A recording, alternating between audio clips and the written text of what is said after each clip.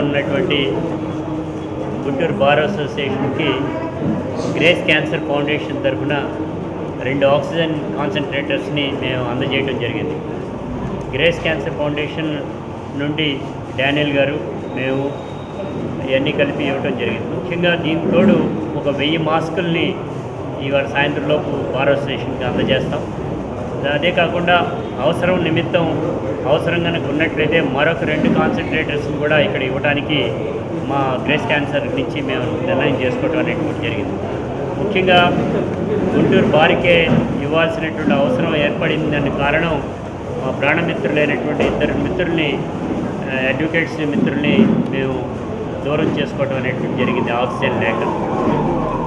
మొత్తం మాకు తెలిసింది వాళ్ళు తెలిస్తే 38 మంది చనిపోయారని వెంటనే ఆశ్చర్యంగా ఉంది.